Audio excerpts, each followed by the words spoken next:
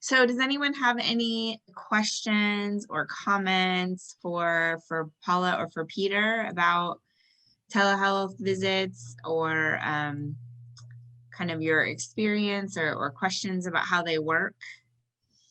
I know I myself have had a few visits via telehealth, and you know, that video component is important. I've maybe been, I'm trying to remember how many months ago it was now, but I sprained my ankle really badly, and rather than go into the doctor's office and have to kind of limp my way into the doctor's office to have it checked out, I had a telehealth visit, and I really feel like she was about to kind of give me one, you know, sort of track of recommendations, and then she actually saw my ankle on the video and how swollen and black and blue it was, and then she ordered a different treatment path after she was able to see it via the video. And so like you're saying, having it so that the camera can, you know, see what it is that the doctor is needing to look at is an important element to them being able to effectively treat you when they're not actually seeing you in the office. Right. So I have a question. Yeah, go Can for you it. hear me? Yes. I personally don't like them, maybe because I have not experienced the one with with face-to-face. Most of them have been over the phone, even if I have Wi-Fi or I'm pretty tech savvy. I'm not sure what the providers just can't give me a call. It's called telehealth, but I don't see any faces or anything. It's just been over the phone for very simple things. I did have one, but the provider has so much trouble trying to log in because his Wi-Fi was horrible.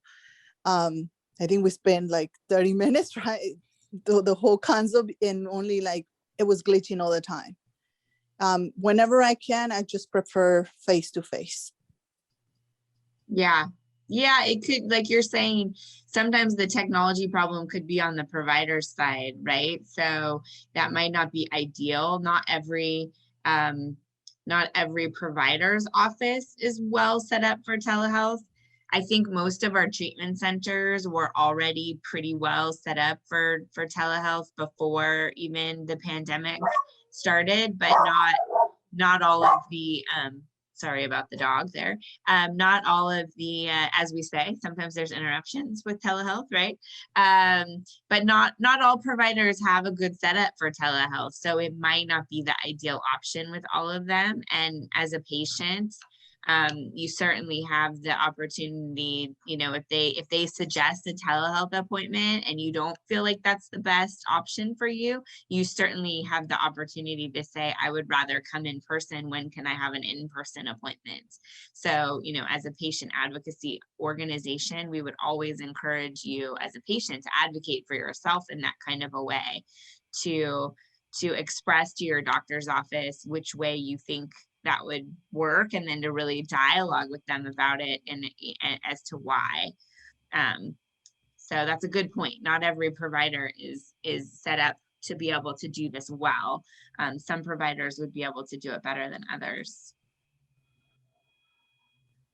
I don't know if Peter or Paula, if you have any other thoughts to add to that. Yeah, I'd like to touch on that really quick. I completely 100% agree. It's a two-way street. You know, the providers have to have good connection. They have to know the app as well, because it's a little different from our end than it is from your end. But yeah, no, I would completely agree. You know, telehealth is not for everyone. It's something that is another option for those individuals that, like, you know, we kind of talked a little earlier, if people who live really, really far away, it might be a better, you know, more convenient option for them. But definitely advocate for yourself, and if you prefer to come in, as Lynn said. Awesome. Any other questions or comments? And just to add to Peter, what Peter has said, for our patients, for example, we really do offer a telehealth or in-person visit. Really, it depends on the patient's preference. Sometimes the provider does prefer in-person visits, but because of the pandemic, we try to minimize the contact, especially before people were vaccinated.